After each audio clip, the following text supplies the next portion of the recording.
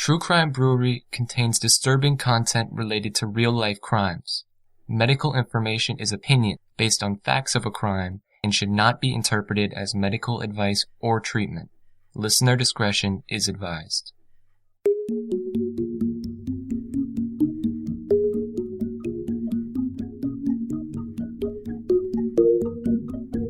Welcome to True Crime Brewery. I'm Jill. And I'm Dick. How much are your loved ones worth to you? Priceless, right? You can't put a dollar amount on a person's life. But not so for Karl Karlson. There were so many tragedies and coincidences in his life that his second wife suspected him of 2 murders and several instances of insurance fraud. In fact, she became convinced enough to record her conversations with Karlsen. Join us at the quiet end for Cashing In. Karl Karlson valued people only for how they could benefit him. Over a span of many years, his family members tried to believe that he was innocent, but there were signs that things just weren't right. As the pieces of his life and the facts of his crimes came to light, a puzzle of sorts began to come together.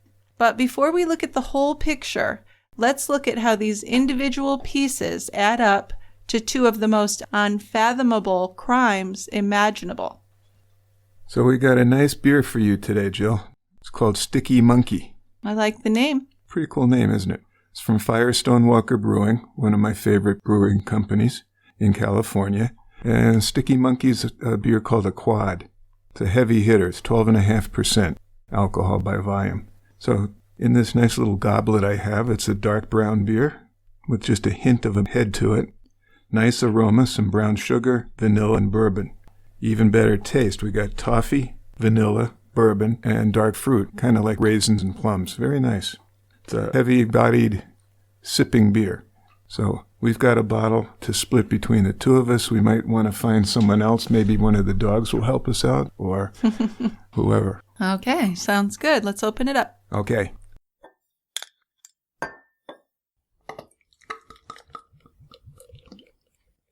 All right, so things are livening up here a bit at the quiet end because, mainly there's great ventilation here because the front door is more of a garage door.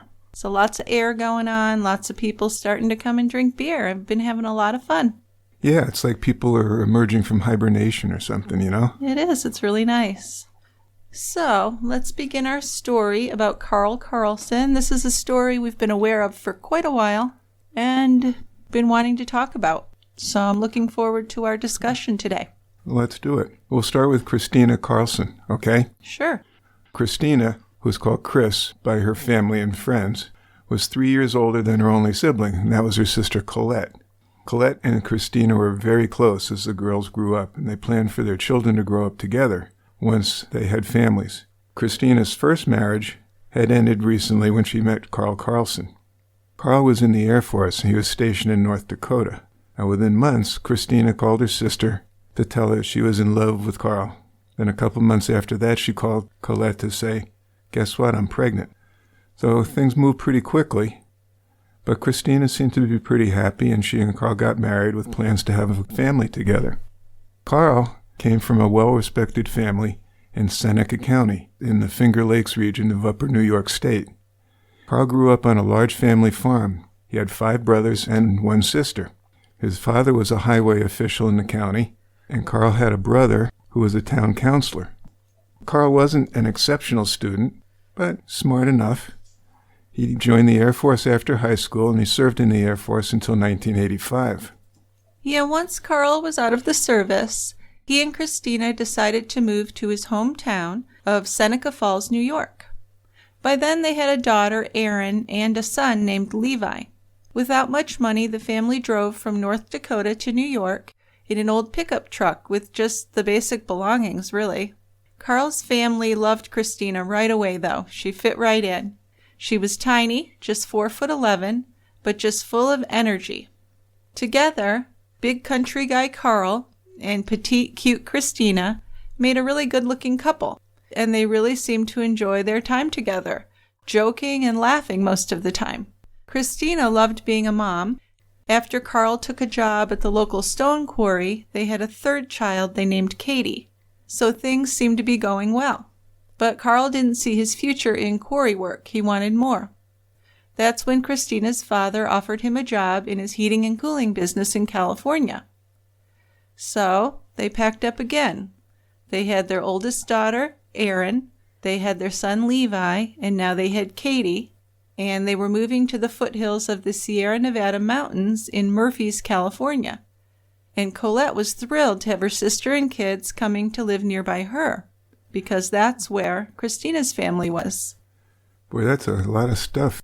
North Dakota to Upper New York, then across country to California. Wow. Yeah, really trying to find their way, I guess.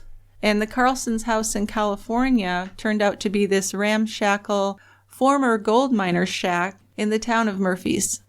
Christina could have justifiably complained and been unhappy in the situation, but she tried to make the best of things. At least she was living close to her sister Colette, and their children could play together and grow up as friends like they'd always wanted. Christina was a great seamstress. She sewed curtains. She also painted and decorated the small bedrooms for the kids. So it wasn't an easy life, not by a long shot. But Christina was one who always tried to see the bright side of things. Her daughters, Erin and Katie, remembered a happy childhood with their mother, but then they remember a tense household when their father, Karl, was home. So things were far from ideal.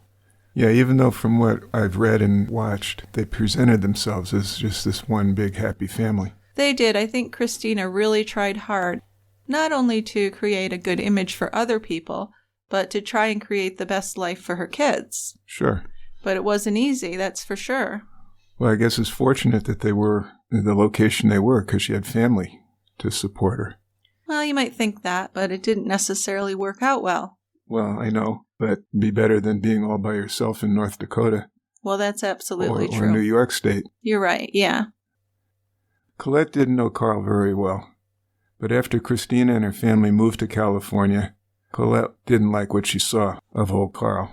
Just as an example, Colette purchased one of those glamour shots for Christina for her 30th birthday, kind of tarred up and looked seductive. Yeah, those were a thing.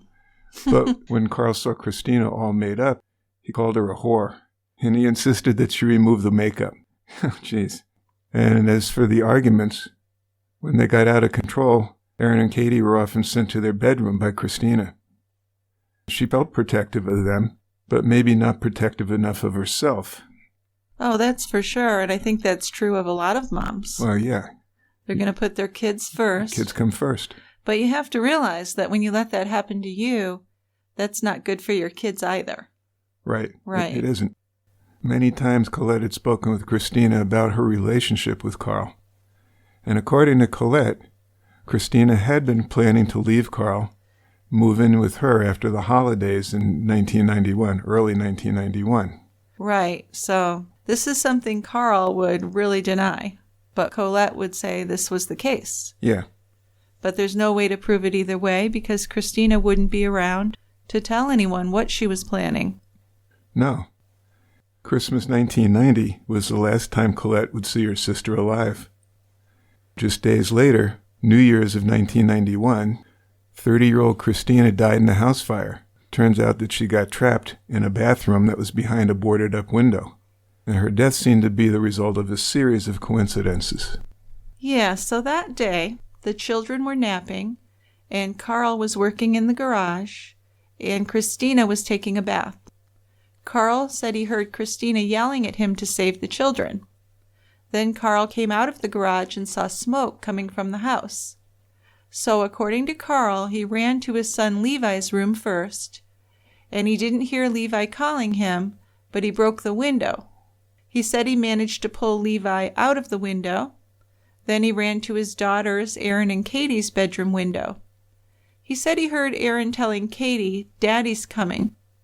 He said that 6-year-old Erin managed to get 3-year-old Katie up on a dresser beneath the window, and by jumping, Karl said that he was able to remove the screen and then the window, and both girls grabbed onto Karl, and he ran the children out to his pickup truck.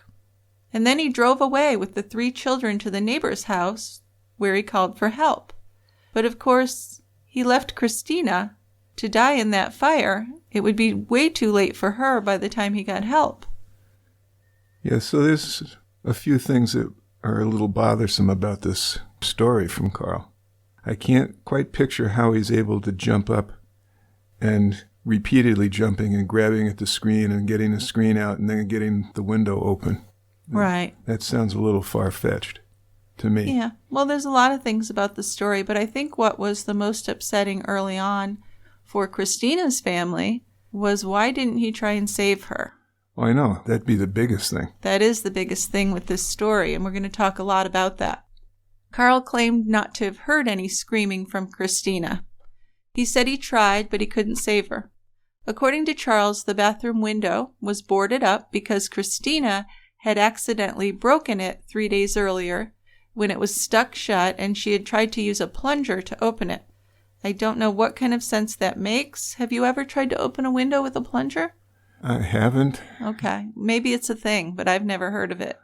So what do? You get it to attach to the window? I guess you use suction and try and pull it up that way. I mean, I kind of get the idea. I don't. Okay. It's not going to work that way. No, it doesn't seem like it would be effective because a plunger's not going to work well moving upward like that.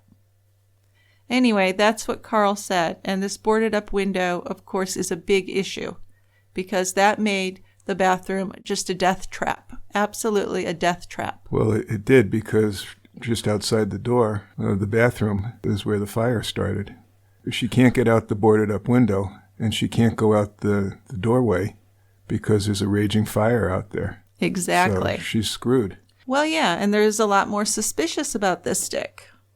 A jug of kerosene was in the hallway right outside of that bathroom. Karl said that Christina had put the kerosene there, mistakenly believing it was a jug of water. Please. Yeah, so there's one thing. Then he said either their dog or their cat had accidentally knocked it over and spilled it. Karl had also accidentally put a defective light near the kerosene-soaked carpet, he claimed. And he thought maybe this ignited the fire. Anyway, this would have left the window as Christina's only way out. But it was boarded up, and I mean really boarded up. Yeah, that wasn't going to move. And Karl made no effort to break through, later claiming that the fire had overtaken the area by the time he got the children out of the house. But a lot of this doesn't match up to the scene. You know, Christina had some cousins who lived nearby, and they went to the house and took an extensive video of the scene. Most of the bathroom where Christina had been found was intact, and it looks like if Karl had just knocked out the board that was blocking the window, then saving Christina should have been pretty simple. Yeah, this was the first floor. It wasn't up high. This was one of the lower windows, actually. Yeah. The oldest daughter, Erin, watched her father from the truck after he got her out of the fire. She remembered him walking slowly toward the house, and she didn't see him make any efforts to get into that boarded-up window or to break the wood. So even before the firefighters and paramedics arrived, Karl told her and her siblings that their mommy had gone to heaven. Well, that's another shocking thing to me. Say, well, that's that. The fire trucks and the ambulances are not even there yet. And he's telling the kids that mommy's gone to heaven, so that's really jumping the gun. Plus, a lot of people would say that he was so unemotional and inappropriate. Yes. After Christina's death, Karl's brother Mike flew out to California from New York to help his brother, who, is now a homeless single father of 3. He found Karl pacing outside of the burned-out house. To Mike, Karl seemed lost and in need of support. Many people even saw him as a hero because he did save his children. But then there were many others who wondered how the fire had happened and how Karl could have driven away, knowing that his wife was inside of that blaze. And if you just look at it objectively, without knowing anything about the people or even having any negative beliefs about Karl and who he was and is, it still is very suspicious that it was set up to trap her in there. It sure looks like that. So Mike talked to Karl about his future, and Karl decided he wanted to move back to New York with his kids. So this was a blow to Colette, who had just lost her sister and was now having her nieces and nephew move away. And Karl and the kids moved just 4 days after Christina's death. Wow, they didn't waste any time. No, just enough time to have the memorial service and go. So this was not looked upon well by Colette and Christina's other family members at all. I'm sure it wasn't. Plus, he just did not seem as upset as he should have been. Yeah, you got that, and then you have the history of family arguments, not a happy household. Easy to see why they would be suspicious of her brother-in-law. Well, yeah, for Colette, she just couldn't get over why he didn't try and break that wood, right? He had a garage with a workshop that he had just been in. So why couldn't he bring a hammer or something and break that wood? I know. Doesn't make any sense. Plus, it was really hammered in there. There were 17 nails used, which seems excessive if you're just temporarily closing off a broken window. True. I mean, a lot of people would just duct tape some cardboard over that. Mm-hmm. Not board up the entire window. So the whole house was just like a huge fire hazard, and where Christina was just seems like she was caught in a trap. Yeah, well, that's, like you said, the boarded up window and the fire raging on the other side. Very difficult, if not impossible, to escape that. Yes, and I can't even imagine how horrible that would be to die that way. It had to be just dreadful. She didn't know where her kids were, if they were safe either. But then, she can't breathe. She had to be calling for help. Absolutely. We're assuming that she was conscious and he hadn't done anything to her yet, because it did look like she had tried to get out.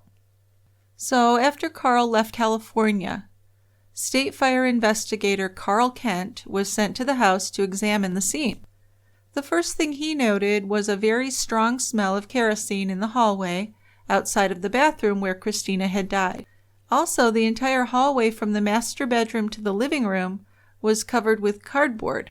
Burn patterns showed that the origin of the fire had been right outside of the bathroom. That area, in fact, was so taken over by fire that there was no way that Christina could have left the bathroom that way. It was just a wall of fire, very quickly. The girls would later say that their mother had covered up that carpet with some towels. So there were towels in the hallway and there were cardboard boxes. It's just almost like a tinderbox, really. Yeah, they had good fuel for the fire. Absolutely. So Karl Kent, the investigator, was very skeptical.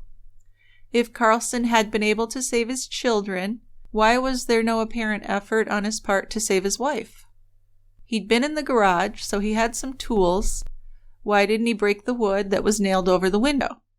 But the district attorney didn't believe there was enough evidence to prove that the fire was not an accident. Kent disagreed with that. A fatal fire involving an accelerant and a boarded-up window is just the definition of suspicious. You would think, wouldn't you? Absolutely. Kent asked his supervisor to authorize a flight for him to New York to interview Karlsen, which seemed completely reasonable, but he was told they didn't have the funds for that. So Kent had to move on to other cases. But he would never forget about this fire, and he will come back into the story later on. Yes, he will. But still, the Karlsen fire remained suspicious, and it was officially ruled an accident. And then Karlsen collected $200,000 in life insurance from Christina's death. So just pile that onto your stack of suspicious things. Okay. Yes. Well, and then there's another interesting thing about this insurance policy. Karl had taken it out on Christina's life just 20 days before she died. So he gets the money, he moves away just a few days after she dies, after the fire. Sort of suspicious, huh? It really sounds like the actions of a guilty man to me. Yeah. But Karlsen was able to explain it in a way that seemed to make sense to at least some people. Yeah, well, I think they'd be willing to listen to anything that sounded reasonable because he's a widowed father of 3 kids. You feel some sympathy for him. Yes, and I don't think he was really that verbal with people about how much money he got either. Okay. So it seemed kind of reasonable. He was left alone with these kids. His family's in New York. But Colette would have happily helped with those children as well. So what was the hurry? There isn't. Right.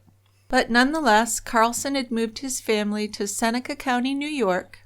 But, he seemed easily overwhelmed by the responsibilities of being a single dad.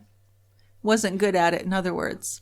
Yeah, well, he hadn't been much of a caretaker for them in California. I mean, You're right. That was Christina's job. You're right. She'd been the one who did just about everything for the children and their home. Karlsen's job was to go to work and come home and not do anything. Yeah, So, well, I don't know about not do anything, but sure. Minimal. He wasn't super involved. So when he got to New York, he did get a job at a local glass manufacturing plant, working 5 days a week, and his family helped him out however they could, which was quite a bit. According to the Union Democrat Online News, when a representative from State Farm Insurance questioned Karl about whether he could have done more to save Christina, he went into a bit of a rage. He banged hard on the kitchen table and ran off down a hallway. So it seems like maybe he was protesting too much. Good quote. So Heather Gower Small, the former fire claim representative, would later testify that Karl was very angry and that he said to her, "If I had been in it for the money, lady, why not the kids? I'd be a rich man. I'd have millions." And that was a little bit shocking, too, because who would even think of such a thing? I know. I guess he was, huh? He was. So there certainly were people who were suspicious, but nothing was going to be prosecuted. He was going to get away with this, if in fact he was guilty. Yeah, so 3 months after the fire, Gower and another rep sat down with Karl in his family's home in Seneca County. So they were still investigating the events of January 1st, 1991. In this interview, Karl said to them, "Being the father of 3 kids is a bitch." Well, yeah, it's tough. Yeah, and I don't know. It sounds pretty hard, but that's the kind of guy he was. It's kind of how he spoke.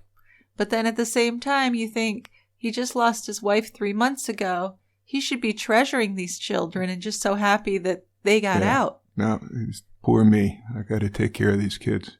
And where's the guilt? Any normal person would feel guilty about this, even if they didn't do it on purpose, right? Yeah. You'd say, right. Why didn't I clean that up better? Why didn't I get the window fixed correctly? Why couldn't I have knocked the plywood off and got my wife out the window? I mean, there's lots of things you're thinking about. Of course, you'd just be tearing yourself up over it if you were a person who had empathy and was not sociopathic. But he didn't seem to show any of those emotions or concerns.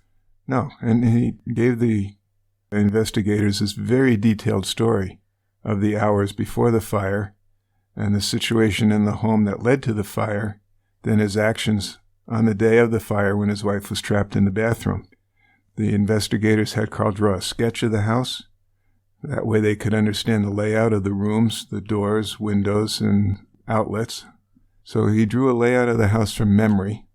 He explained where the kerosene spill was located. The hallway, he said, had been flanked with about 30 boxes of winter clothing, and they were stacked 2 to 3 boxes high. So good flammable material in there, probably. Well, that's what I'm saying. Even if you didn't have a homicidal arsonist in your family, this is not safe. And if social services went in and did a check of this house for the well-being of the children, they'd be removed. Probably. This is horrible. I understand not having a lot of money, but this is just not safe. You almost think of hoarders, you know? Almost. It's just, especially if kerosene did actually spill on the ground, you need to take that seriously. The whole house would reek. And would those fumes be healthy for a 3-year-old and the other kids? No. It just doesn't seem reasonable. He was also questioned about why he had purchased life insurance just 3 weeks before the fire. Yeah, and he told the investigators, well, I was working with Christina's father. I was making $700 to $1,000 a week at that time. And he decided to purchase the policies as an investment for his children's college tuition. And he also said that because they were entering their 30s, it was probably time for them, meaning he and Christina, to have life insurance. Sure, but the 20 days before the fire, is that what the length of time was? Right. That's just too much of a coincidence to be overlooked. And I always thought if you got life insurance, there would be a few months between buying it and between it being payable. Oh, I don't know. I guess not. I don't think so. That's the way it works with health insurance usually. You get a job and your health insurance takes a couple months to kick in. Sure. But So I'm not sure there's an exact analogy there. I guess there wasn't, but that was just a belief I held. And I was wrong about it, obviously. So going over that New Year's Day in 1991, Karlsen said that he woke up between 5:30 and 6 a.m. and he went to work. Then when he realized that it was a holiday and no one was coming into work, he left and returned home about 9 a.m.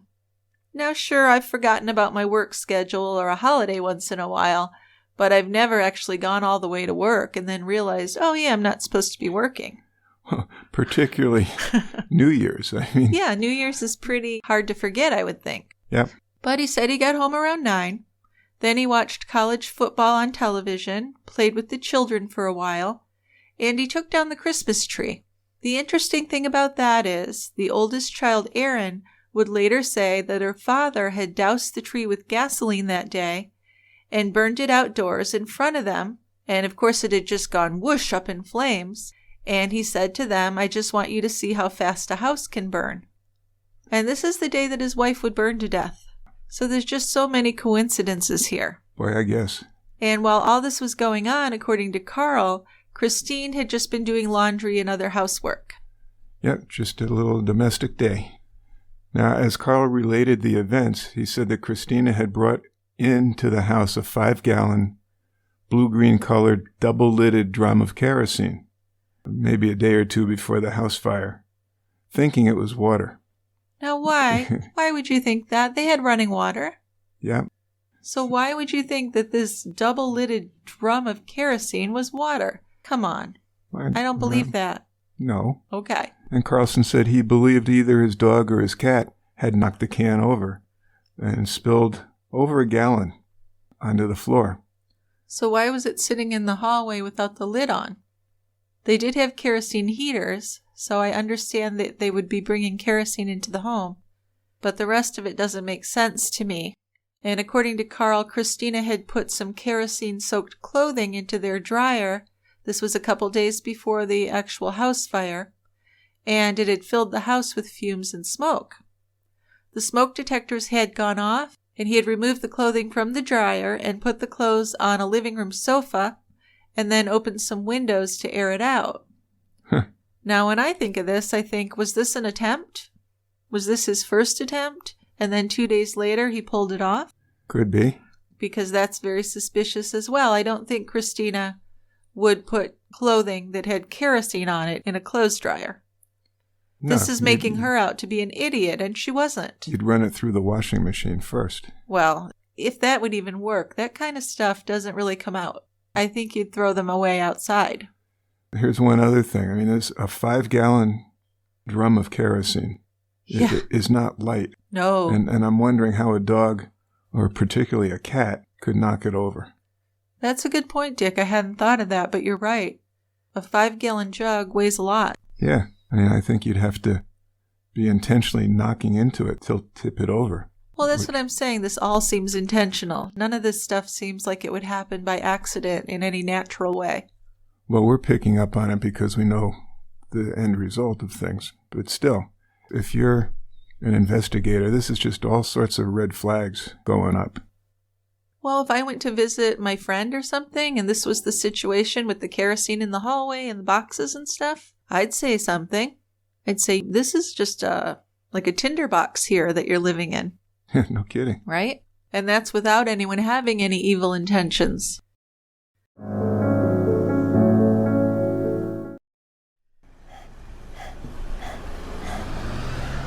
Jill, hurry up. How are we going to be ready for the 5K if you keep stopping every couple blocks? I can't help it. Every time I get in the zone and absorbed in a podcast, it's interrupted by advertisements. You know I don't like ads, so I have to stop and fast forward on my phone each time. Okay, just don't stop in the middle of the street anymore. You're blocking traffic. Well, my only consolation is that our True Crime Brewery listeners have an ad-free option. By going to our website, tigrabber.com, you can subscribe for bonus episodes, ad-free versions of our regular weekly shows, and a gift of TCB merch. Subscribing costs as little as $4 a month. I know. It's a great deal. But please, let's get back to our run. I've got a bottle of Curio waiting for me at home.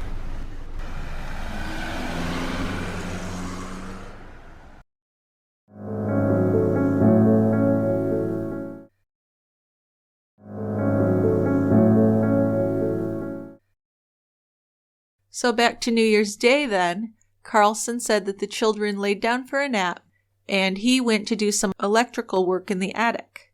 He realized then that he needed some wires from their detached garage, which also was a workshop, and when asked if the smoke detectors went off at that time, he said he didn't even think about it, so he didn't know.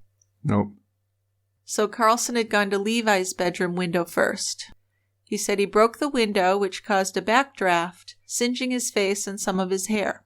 And I would just say right now that pictures of him immediately following the fire don't seem to support that. No, and witnesses also did not see him really have any injuries. He said that he threw Levi, who was 5 years old at the time, about 18 feet across the deck, causing Levi to get a bloody nose. Then, after he got the two girls out through their bedroom window, he drove off to the neighbor's house. He went there to call 911, but he left his wife behind the boarded-up window. I would think that once the children were safe, that's the time to go back and save the wife, not to drive away. That would seem to be the right time for that. And this is 91. Most people don't have cell phones, so he would have to get to a phone. Sure. But I don't think he should have left the house without her. You try to save everybody. I mean, if you're believing his story, he's gotten his 3 kids out and then just forgets about the wife or says, mommy's in heaven now. Right. I mean, try to get her out too, right? Well, I just think driving away from the house is just like signing her death warrant. Because he's driving away, leaving her there. There's no way for her to get out. So the wood, I guess, that boarded up the window was warped, and the boards were nailed right into the wall. So she would never be able to remove this and escape. Of course, she's in the bathroom. She doesn't have tools. And even though there was a neighbor 0.1 miles away, Karlsen drove 0.15 miles away to the next neighbor. So another half mile, not a lot, but wouldn't you go to the first place? Sure. First house you see. Yeah. So, of course, he didn't save his wife. Christina would be found doubled over by the bathtub with a wash rag held to her face. She died of smoke inhalation. So, and when he returned to his burned-out home, Karlsen walked around the house and determined there was nothing he could do.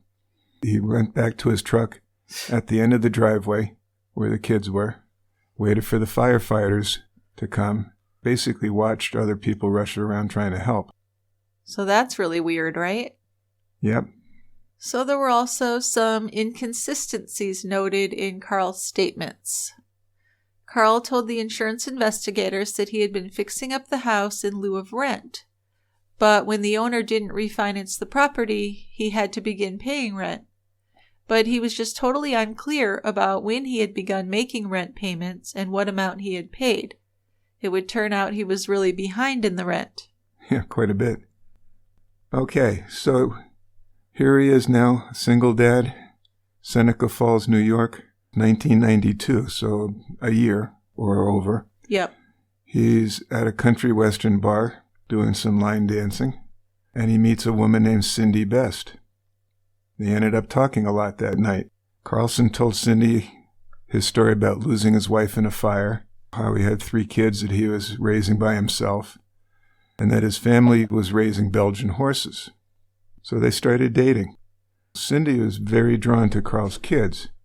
She thought that she had been unable to get pregnant, and here was a ready-made family. So good deal. Yeah, I guess her doctors had told her she would probably never get pregnant. So she meets this guy. She likes him. He's got 3 little kids. It just seemed like this ready-made family for her that she was really excited about. Well, yeah. I mean, she wanted to be a mom. Yep. And here the kids are. And the kids needed someone, to be honest. Oh, I'm sure they did. Cindy and Karl then got married in August of 1993. They bought the Karlsen old family house from Karl's parents and the farm. And not long after that, Cindy did get pregnant. So she gave birth to a son named Alex, so now they have 4 children. As Alex got older, he became very close with his siblings, especially Levi. He and Levi used to ride horses together, go fishing, and just hang out around the farm. He was a good big brother, Alex would say. But it wasn't an easy life for the Karlsen kids. Karl was a very strict disciplinarian. All of the kids had chores to do for hours each day, Even the little kids did laundry, cooking, mopping, and worked on the farm. And as the older boy, Levi really got the brunt of Karl's aggression. He was really expected to act like a grown man from a very early age. So there was definitely tension between Levi and his father. Yes, there was. Christina's sister, Colette, living across the country in California, still tried to maintain some closeness with her nieces and nephews. They did visit the farm, so she saw them, and she would call at least a couple times a week to talk to the kids and talk to Karl. And all this time, she's still suspicious about her sister's death. Yeah, she's still got that bad feeling. Of course. So once Levi became a teenager, he became a bit of a rebel. He wasn't a bad kid, but he didn't want to follow in his father's footsteps, and there was a lot of arguing back and forth between Karl and Levi. So he was only 16 when he moved away from home and dropped out of school, and he spent the next several months staying with various relatives, kind of couch to couch. His relationship with his father really went downhill quickly, and they fought more and more. So Karl was very critical of Levi, but to Cindy, he was just a typical teen, thought he knew everything, and didn't want to listen to the adults. Right. But he wasn't breaking the law or doing anything horrible. Yeah, she didn't see any horrible things about it, just that he was a teen. Yeah, yep. Now we're going to fast forward a little bit. We're going to go up to November 2002, because that's when another deadly fire came into Karlson's life. So it's nighttime. He's just about getting into bed with Cindy. Karlson looked out the window and told Cindy to call 911. The barn was on fire. And it was raging. Huge fire. There were 3 Belgian horses in the barn, a mare and her 2 babies, and they all died in the fire. So that's horrible. Isn't it? It's not a person, but it still is very traumatic and sad. Very sad. Oh, definitely. Karl suggested that an old radio may have set off a spark and set some hay on fire. It sounds about as plausible as the other fire. Yeah, really. Cindy called up Karl's brother Mike, and he rushed over. So they were pretty upset to have the family horses die in such a horrible way, because they were locked in the barn. There wasn't any way out, and Karl didn't really make any attempt to try to get them out. Yeah, it's not like he saw the fire and ran out to the barn. No. He said, call 911, there's a fire, and just kind of stood there. So this was upsetting, and it also just piles on to that other fire, and you think, well, who has 2 fires like that? I guess it could certainly happen, but it's a little bit strange. Well, there's more strangeness, too, that we'll talk about. Absolutely. Many of the Karlsen family members were very upset about these horses. The barn was fully engulfed in flames by the time the fire department got there, but Karl didn't seem especially upset. Within a couple of days, the barn was leveled and the horses' bodies were hauled away and buried. To his brother Mike and to his wife Cindy, Karl just seemed like he was anxious to get it cleaned up and move on, like it was just another step in what had to happen. So, of course, there's an investigation into the fire, and it was ruled to be an accident fairly quickly. But like with the first fire with Christina, there were suspicions. Story's tough to swallow. And then we find out that there's another fire. This is from many years ago. 1986, Karl had been almost bankrupt, and his new Ford Mustang caught fire in his driveway. So he collected $10,000 in insurance money for this. And one of the things that was noted when the Mustang caught fire, Karl had removed all his belongings from the car. Yeah, so this was just kind of spontaneous combustion in the driveway of a brand new car? Yep. I'm really surprised that they paid the insurance so easily. I am too. So Karlsen had been months behind on his rent in 1991 when Christina died in the suspicious house fire, trapped in that bathroom that Karlsen had boarded up just days earlier. He then had collected $200,000 in life insurance that he had bought, 20 days earlier? Yep. About 3 weeks? 3 weeks. In 2002, Karlsen had removed 4 custom horse harnesses from that barn and put them in the house. So this was just before that barn burned to the ground. Just over 2 weeks earlier, Karlsen had increased his insurance policy on the barn from $20,000 to $115,000. So he collected the entire amount on that. Seems like there's a pattern emerging here, huh? Absolutely. And some people were starting to notice. Yeah, one of those was his son Levi, and he talked to his stepmom, Cindy, about this. And then when Karl confronted Levi about what he was saying, they ended up in a physical fight, an actual physical fight, not just verbal. So Levi left the house, drove away, and didn't speak to his father for some time.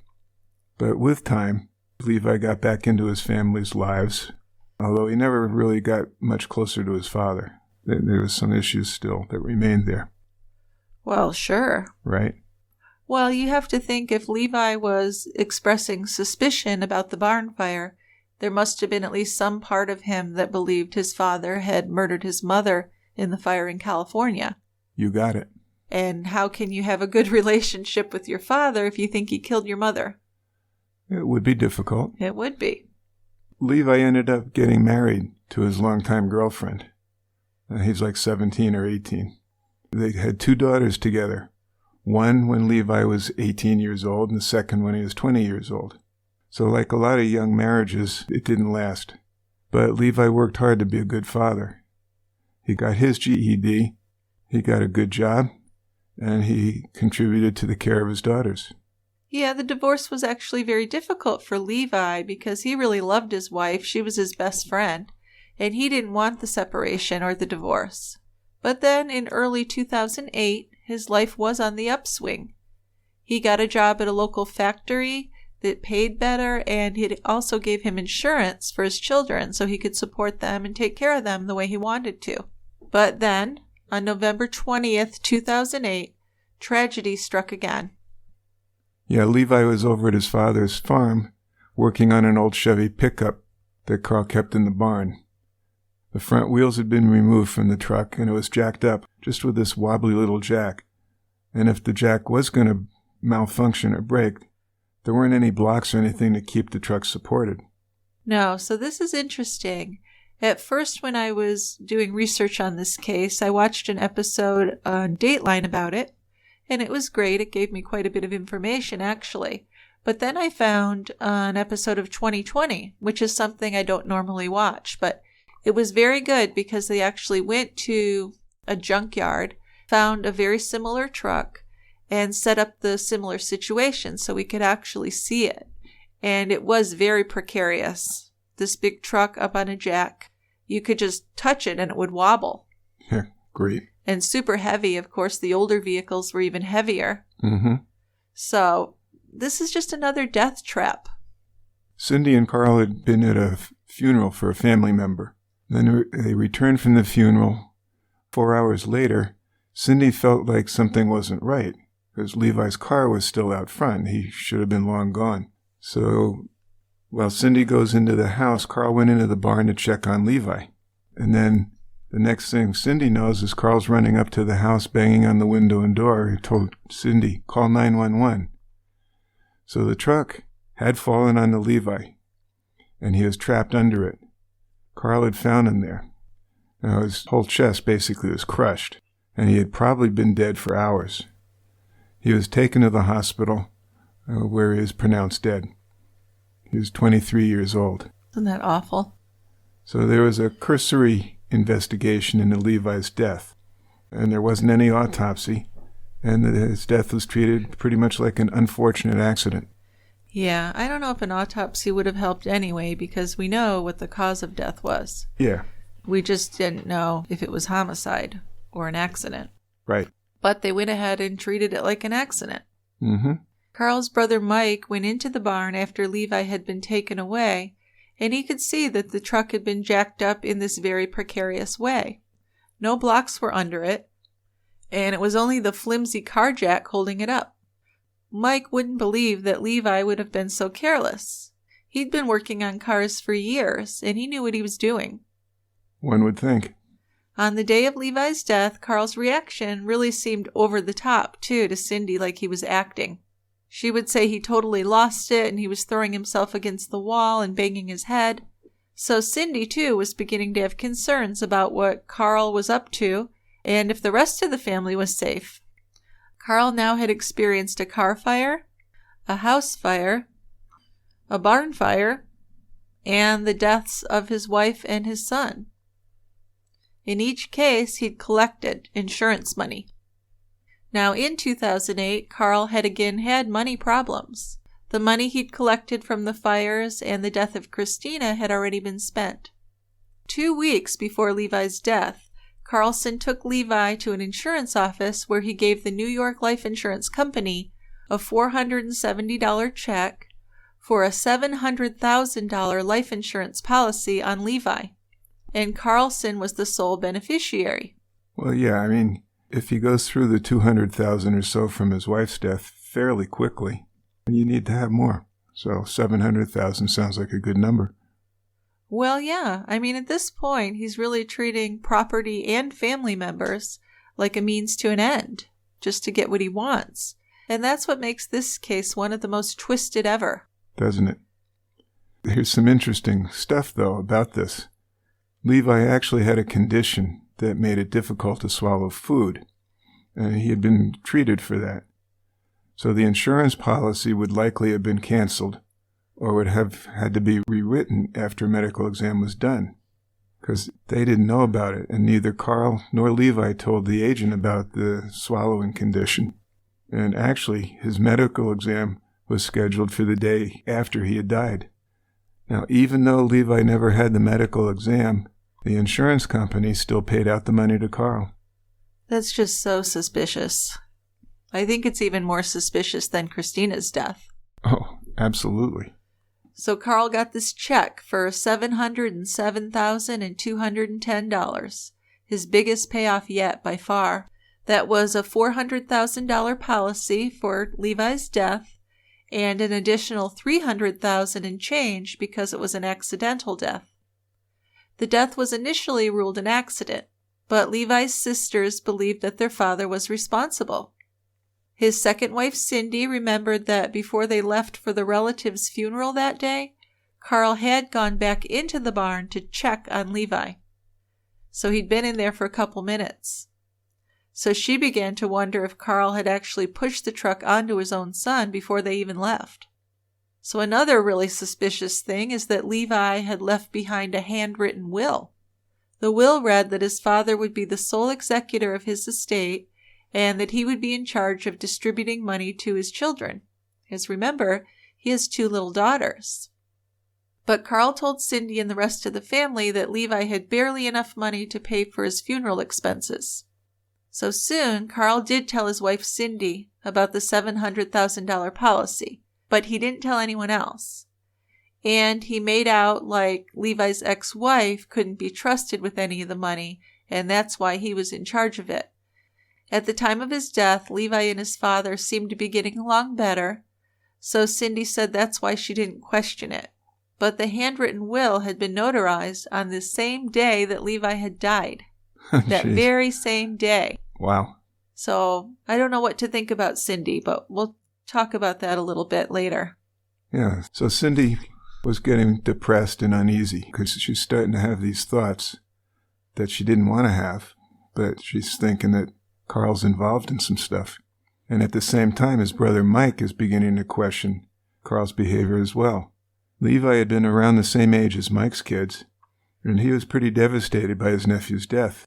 Karl never said much to Mike about Levi's death, and Mike didn't see a grieving father like he had expected. When he saw Karl at the hospital the day Levi died, all that Karl said to Mike was, "How do I explain this?" Yeah, you don't. Isn't that just awful? So Mike and Cindy, neither of them want to think these things about Karl, but it's kind of hard not to at this point. He's not making it easy to trust him. There was just so much tragedy in Karl Karlson's life.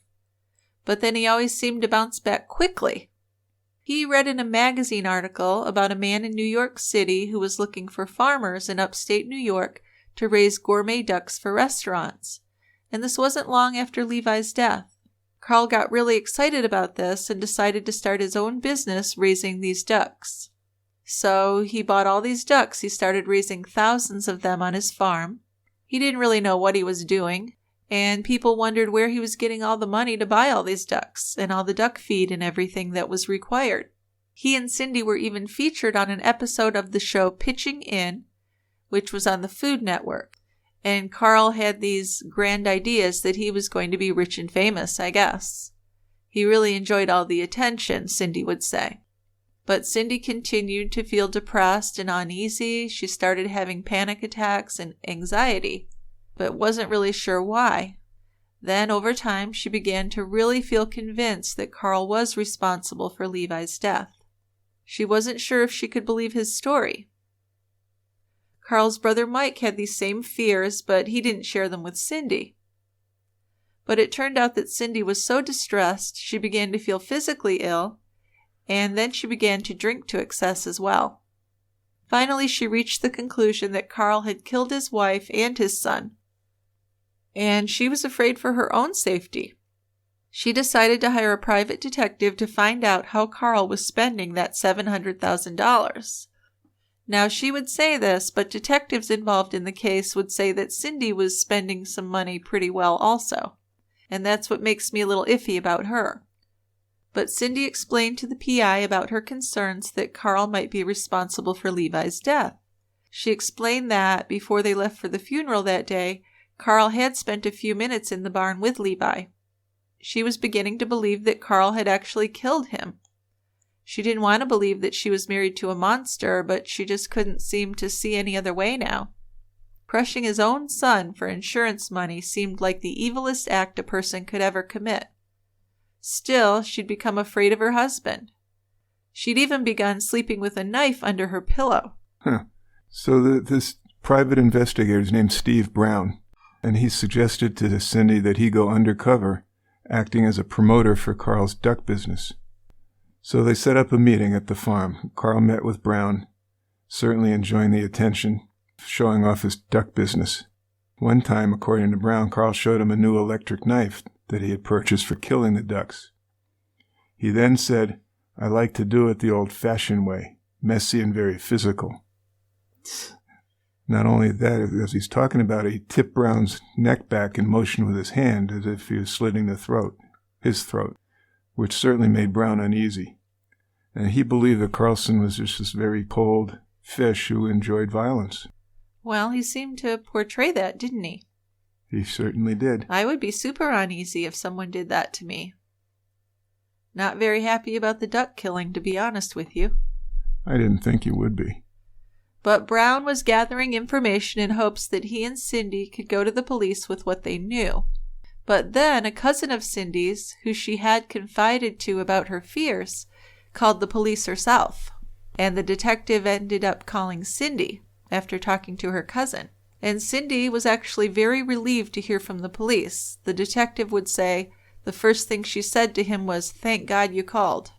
So it's just a little strange she didn't have, the nerve, the bravery, the courage to go to the police herself? Yeah, but someone else did it and she's all set. And she was happy about it, yeah. So. Okay. Yeah, I'm a little on the fence about Cindy. But okay, she did at least talk to the police about it. But you also have to think, was this about her real concerns about Karl killing his first wife and son, or is she more concerned that she might be next? I mean, it was really about self-preservation if you look at it that way. Well, it probably is. I mean, I can see where she'd be suspicious. And if you follow that storyline, then she could be in danger. Right, exactly. So she told the detective about the life insurance payout that Karl had collected after his son's death. Karl had been the only beneficiary, not Levi's 2 young daughters. An investigation into the finances showed that Karl and Cindy had spent a great deal of that money already. And not one dime, nothing, had gone to Levi's ex-wife or children. They didn't even know the money existed. So how can you be that horrible? Well, that's a rhetorical question. Well, it's pretty fucking selfish. $700,000, regardless of how they got it. Still, not to try and take care of the kids. That's his grandkids. It's all very sick. Yes, it is. You know, this money had just been spent on many things, and all for Cindy and Karl, to be honest. home improvements, vehicles, and then that stupid duck business. Yeah, then Cindy learned that Karl had taken out insurance policies on her life and on Levi's daughters' lives. So who gets insurance policies on their granddaughters? And guess who's the sole beneficiary? Karl Karlson. You got it. So if Cindy died, Karl would collect $1.2 million. Yeah. Plus, he would inherit 100% of their assets. So at this point, Cindy's pretty much afraid that Karl is lining her up to be the next death. So she took her son Alex and moved to Kentucky. And she's going to go live with a cousin. So she was avoiding Karl, not taking any calls or anything like that, while she and Alex were staying in hotels. Yeah, the other children were grown up by now. Yeah, so then Cindy figures, maybe I can try to get him to confess. I'm going to record some conversations with him. So first she tried to get him to confess to the barn fire that killed the horses. That, to her mind, would show that he had committed insurance fraud and give the police evidence of his character. Then, maybe she could get Karl to confess to Levi's murder. Yeah, so Cindy agreed to meet Karl for lunch in November 2012, so some time has passed, a few years. 4 more years. Before she got around to this. And she did plan to record their conversation with a small voice recorder that she had hidden in her bra. So over lunch, she told him that she was considering getting back together with him. But before she could even consider that, he needed to tell her the truth about everything, because she knew that he had lied to her about several things during the marriage. And he seemed to believe this. His response caught her off guard a bit, though. He skipped right over the barn fire and said, "It sounds like you want me to say that I had something to do with Levi's death." So she asked him what happened in the barn with Levi that day. And she asked if it was hard to push the truck. And he said no. So Cindy took this as at least a partial confession, but it was far from enough, and when she took the recording to the police, it was inaudible anyway. So then the detective asked her if she would want to try it again. This interview would be done under controlled circumstances, but it was still a potentially dangerous situation. But Cindy knew that Karl was believing a story that she gave him of just needing to know before they could be reunited as a couple. So I don't know that I'd feel that confident that it was okay. He doesn't suspect anything, but... Well, I mean, at this point, what really choice does she have? And it is going to be more difficult because she's going to want him to repeat things he's already said. Yeah. And then that made him a little bit more suspicious of her. But she went ahead with it. She went to meet Karl at another restaurant wearing the police wire. 4 undercover detectives were in the restaurant posing as diners. And Cindy tried to get Karl to repeat what he had told her the last time. But he was really a little hesitant. He said he felt like he was walking into a booby trap.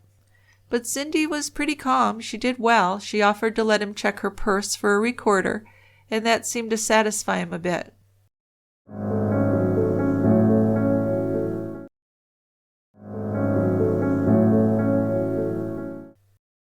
Cindy told him that she had asked before if he had pushed the truck, and he had said that he did. But then he denied it. He told her that he had said that he did not push the truck onto Levi. He had said that he didn't set it up that way, but when he was in the barn, he saw the opportunity. Well, I could have done it, but I didn't do it. Right. But he wouldn't confirm that on tape. He did say that he took advantage of the situation after it happened. Okay. Which is just ridiculous, crazy. Yes. What parent would ever say that? And just with a straight face, like, didn't even faze him. And this ended up being enough for at least detectives to bring him in and question him. The interviewing detective soon discovered that Karlsen didn't have a conscience to use to get a confession, but he did have a big ego. So they got him to continue talking with them by appealing to his ego and allowing him to speak about what they called his favorite topic, himself. So they were relieved that he didn't hire an attorney and he continued to talk, a little bit surprised about that as well. But he was just a chatterbox. Well, again, he's one of these guys that thinks he's the smartest one in the room, and he doesn't need no stinking attorney. Right, you're right. So Karl went over the day of Levi's death with the detectives, and he said something that they found to be indicative of a motive. He said, "You don't kill your son for money. You don't kill anyone for money." Now, they hadn't even mentioned the insurance payout. So the police looked at this statement as an indication that Karl had killed Levi for the insurance money, and they thought that they were on the right track. So they appealing again to Karlsen's ego, trying to get him to talk about himself. The cops said that they respected him for being in the military. Now, he still wouldn't confess or give anything, so a New York State police detective took over, acting as the bad cop, and he was trying to press Karlsen on Levi's death. So after hours of talking, Karlsen came out with a second version. Bad news, don't ever change your story. Came out with a second version of what had happened that day. He said that Levi had been crushed before he and Cindy left the property, and he had just left him there to die. Wow.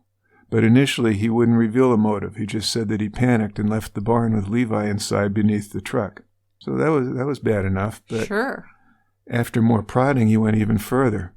He admitted that he didn't just find Levi under the truck and kind of danced around the question of maybe he might have caused the truck to fall.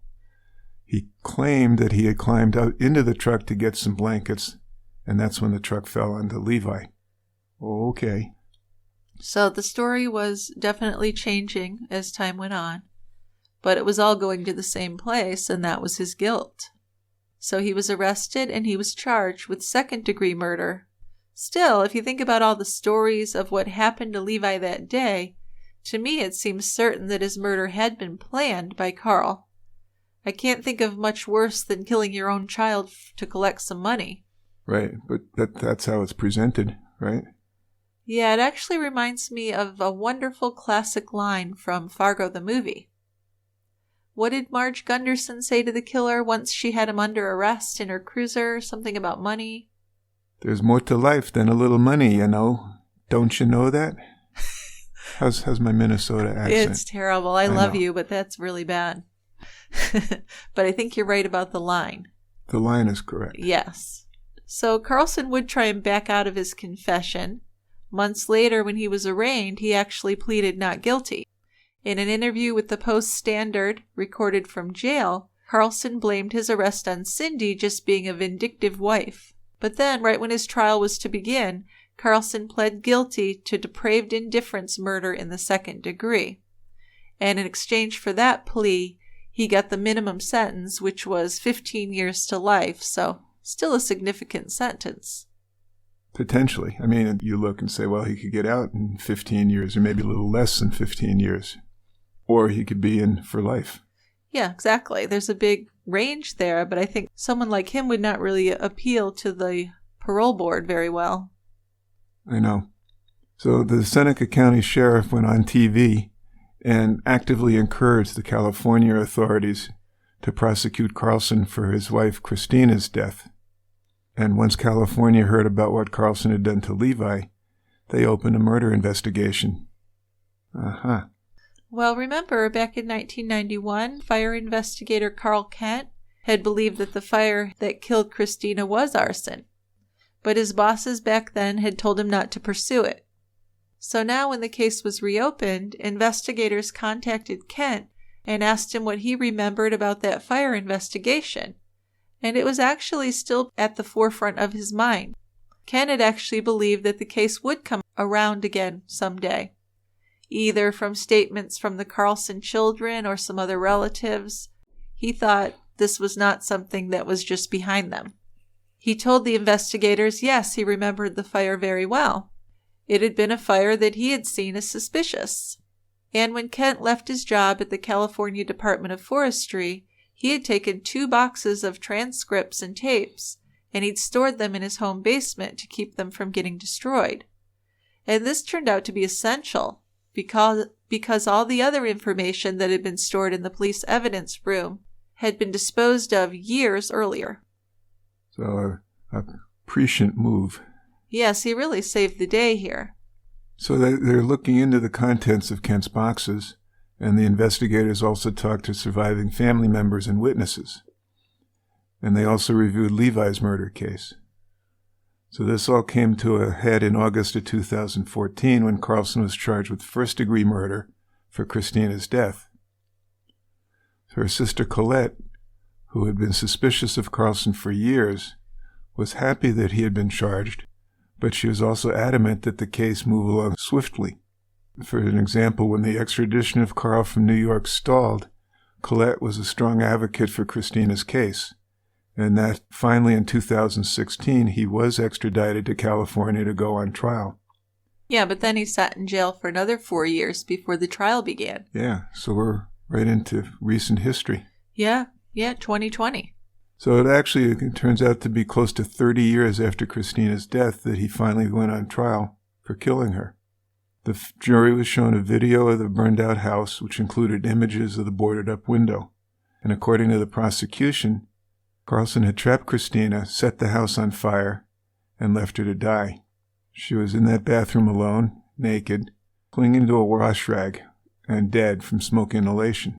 So these aren't only murders, these are cruel, painful deaths that he put on his relatives. They certainly are. There's not much worse than dying in a fire, really. It's just a horrible, horrible thought. The New York detectives who worked on Levi's case were brought to California to testify about Karlson's confession to Levi's murder. One detective testified to the fact that, in his court allocution, Karlson had admitted that Levi was still alive when they'd left for that funeral that day. So an allocution, which I didn't know what it was, so I wrote down the definition here. It's a formal statement made to the court by a defendant who has been found guilty prior to his being sentenced. Okay. So that means that Karlson had left his own son under a truck to die. Yes. Yes, he had. For money. Now, because this was considered a pattern case, most of the videotape of Karlson's interrogation by New York detectives got to be played for the California jury. And it turned out that a big part of the conversation when he was interrogated in New York was about the California fire. They had asked Karl about the boarded-up window, and he told them that he had boarded up the bathroom window months before the fire. So it wasn't like the glass just broke the day before or anything like that. At the same time, though, Christina's sister, Colette, remembered that the window had not been boarded up when she saw her sister on Christmas 1990. So it actually turns out that the window had been boarded up just a few days before the fire. Yeah, so he's just trying to distance it out and make it look less suspicious. Right. But we have proof that that wasn't true. Karlson had also told the detectives that he'd suffered severe injuries when he saved his children from that fire. He said when he broke Levi's window, a fireball burned his face and threw him onto the deck. But a paramedic from the scene testified that Karlson had no treatable injuries, and she didn't see any injuries on him. No burns or anything. He may have had some tiny abrasions, but also the paramedic remarked that he was very calm and unconcerned, and that stayed with her. She never forgot that. And then Colette testified about something that Karlson had told her after Christina's death. Colette had told him she wanted to see her sister, and Karl told her that she couldn't because her sister was a crispy critter. Now, this brought some audible gasps from the jury when that was said. That's such a horrible thing to say, and to say it to her sister I know. is just crazy. And I think there was another case where a murderer made a remark like that about one of his victims. Ringing a bell in my head somewhere. Okay. But of course it's a horrible thing to say, and I believe Colette, she had no reason to make that up. I mean, I think it was painful for her even to repeat it in the courtroom. This is her sister. So Karlson's callousness was really a big focal point for the prosecutors. That was just part of it. Family members testified to being really troubled when Karl suggested a sightseeing trip right after Christina was killed. So they'd gone and they'd visited the Big Trees Park, and right after that, Karlson decided to move back to New York. So it really seemed like he wanted to get away and avoid Christina's family. Certainly does. And I think most of them did suspect him pretty early on. We know that Colette did. So at the trial, the prosecution also put a forensic electrical engineer on the stand, and this was someone who specializes in fire causes and origins. This engineer had been asked by the insurance company back in 1991 to investigate the fire for a trouble light. So the trouble light was supposed to be a key piece of evidence in determining the cause of the fire. Karlsen had claimed to have accidentally placed a defective electric light too close to the kerosene-soaked carpet. So, another thing I learned researching this case is what a trouble light is. Did you know what that was? No, you're going to tell me, though. Well, it seems to be one of those workman lights. You know, when a workman's painting or doing drywall, they hang those lights. Right. Yeah. Okay. So that seems like that's what it was. This engineer had gone to the scene of the fire a few weeks after, and he had been unable to find any ignition source. Wiring in the house had not started the fire, nor had any appliances. The trouble light that Karl had been talking about had been severely burned, but then investigators were able to determine by looking at the filament that the light had not been energized at the time of the fire, meaning that the light wasn't on, so it couldn't have ignited the fire. So we have no ignition source, which is a problem. So then, the investigator looked at the kerosene stains. So pets may have knocked over a container filled with kerosene days before the fire, but he saw evidence of a second, very deliberate spill pattern. He saw a distinct pour of kerosene in a U-shape right outside of that bathroom door and going around to the laundry room across the hall. He testified that someone had poured that kerosene and lit it on fire. He was sure of that. And he had notified the insurance company actually back in 1991, and I don't know why they decided to pay the claim anyway. Yeah, I don't know. The insurance companies just seem to pay these off pretty easily, in every instance, which surprises me. Well, this story surprises me because it seems like there's plenty of red flags. And you have experts, yes. Yeah. Also in the trial, Erin, the oldest child, testified. She's now 36 years old. And she testified about visiting her father in jail before his conviction in Levi's death. And during that visit, she told Karlsen that she had made up her mind that he had killed Levi and Christina. And she told him that she knew he had killed both of them. And then, according to her, Karlsen grinned like a Cheshire cat and replied, "It's been 20 years. They haven't caught me yet, and they're not going to." Huh. Well, yeah. So his daughters definitely believe he's guilty. The prosecution identified a pattern of insurance schemes by Karlsen, including the 1986 car fire, the 1991 house fire, the barn fire that killed his horses in 2002, and then the 2008 freak accident that killed Levi. So each of these incidents had resulted in financial payouts to Karlsen, actually kind of increasing over time. Yeah. Because then with Cindy, he would have gotten $1.2 million if he was planning to kill her, which we don't know. But if I was her, I'd certainly be concerned about that. So what the prosecution did for the jury is they went back to 1990 and they broke down a timeline. So let's go over the timeline a little bit because there's some more information we haven't covered in that. Okay. So December 7th, 1990, Karlsen got his regular paycheck and a Christmas bonus. On December 12th, he went out and bought life insurance on Christina, the children, and himself. On December 30th, the first kerosene spill happened, and he hammered a board 17 times over the broken bathroom window. That same day, he confirmed with his closest neighbor that they wouldn't be home. Then, on January 1st, Christina died in that house fire. That same day, Karlsen spoke with a family friend named James Roberts and told him that he didn't know if Levi had been able to get out, so that contradicted his story that he had saved Levi by breaking the bedroom window and that he had been hit in the face with a fireball. And so Karlsen didn't testify in his own defense. The defense actually called just 2 witnesses, and their defense lasted 2 days. They argued that Karlsen's representation of the fire was consistent, and any inconsistencies were due to the years between Christina's death and the investigation. His lawyers said that the prosecution was indicting Karl in the death of his wife simply because of the circumstances of Levi's death.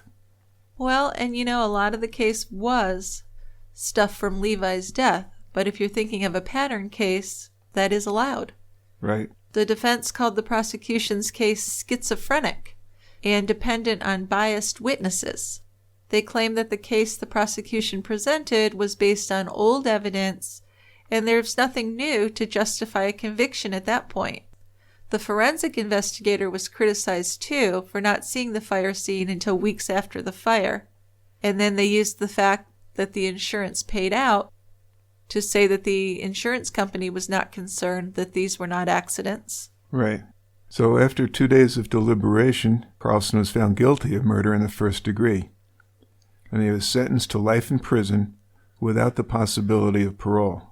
He'll serve the remainder of his 15-year-to-life sentence for the 2008 second-degree murder of Levi in a New York state prison, and then he'll be sent to a California state prison when his prior sentence is completed. Karlson's exhausted all of his appeals on the New York conviction, and his attorney has said that they plan to appeal the California conviction. So he's continuing to try. Well, almost all of the money from the life insurance payouts is actually gone, if you can believe that. According to the financial advisor who sold Karlsen the policy on Levi in 2008, Karl Karlson and his second wife, Cindy, took all the money in what the advisor called a feeding frenzy. So what do we think about Cindy? Why was she spending that money? I almost feel like she was enjoying the money. I'll bet she was. And that might have put off her going to police.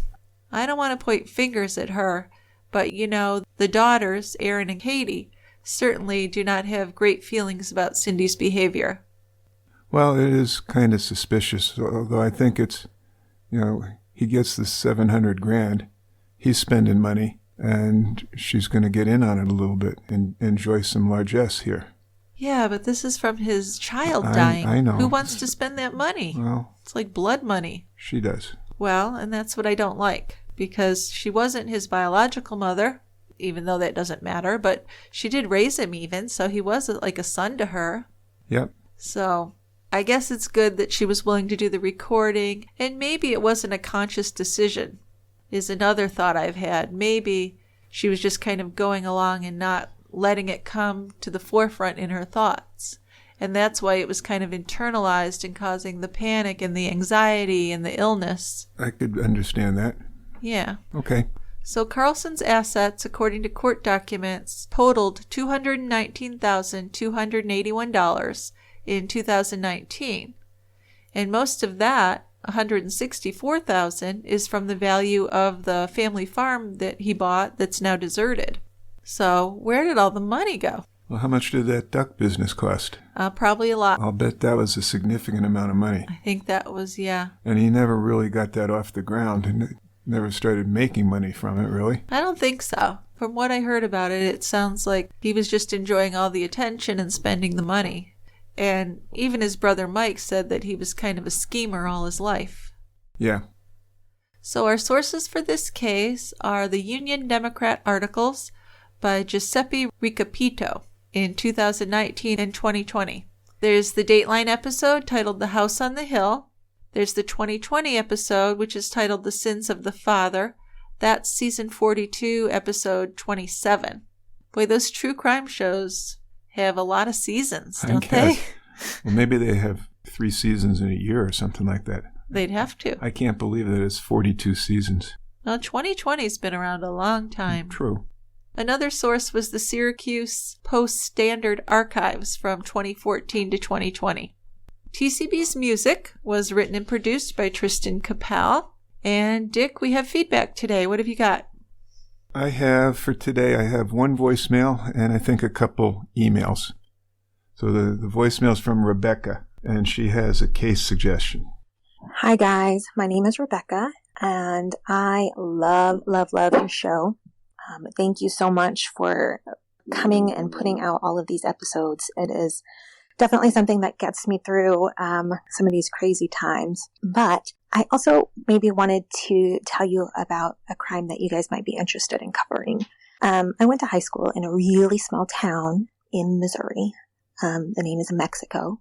Yes, Mexico. And it's a really great community. And there was a restaurant there called G&D Steakhouse that was very, very popular. There was a wonderful Greek family who owned it. The father was the one who was always there. He knew everybody who came in. He had these really corny little pranks that he would play on everybody. He was amazing. I went to high school with his younger son, Andy. Anyways, so this is several years later. I am living in another town, and I hear about this horrible crime. Gus Karlsen, the gentleman who owned the restaurant, that restaurant was one of the only places that you could work before 16. He would always be willing to help people out, have them come in and wash dishes, clean, take out trash, that kind of stuff. So I had heard that there was this incident at G&D Steakhouse, and I started calling a friend, and it turns out Gus Karlsen was shot to death. He was shot to death, and his place was robbed. The killers, one of them was a former employee who I think got fired or quit. I can't remember. But him and a friend went to rob him. They found him. I don't know if they meant to shoot him, but they did. And then they took off, and there were a lot of people who were involved in kind of the cover-up. They had a girl who was like in the getaway car. There was an aunt of one of the boys who took them in and helped them burn their bloody clothing. And then the boys, I guess, took the money and just kind of went on this spending spree around the state. They were finally caught and tried. I can't remember what the outcome was. I think they might have gotten life in prison. But it's a terrible, terrible crime to a fabulous man and family in a small town. And I think it would be great to have him remembered. Thanks. Thanks, Rebecca. I just want to say it's really nice that she would like him to be remembered, and that's a reason for having a case suggestion. It's really nice. Well, and the kids that were convicted were like 18 years old, just kids. But, just something that wasn't expected. Well, sure, yeah. Wow. So I thought I'd look stuff up and see if we want to do that. Sure. If we can get enough information on it, I'd be happy to do it. I'm always in favor of doing the cases that aren't heard of much, because I do feel like victims deserve that. Deserve to be remembered. Of course, they deserve justice for what happened to them, but they also deserve to be remembered for what they did that was good in their life. And it sounds like this man did some good stuff. He did. Yeah.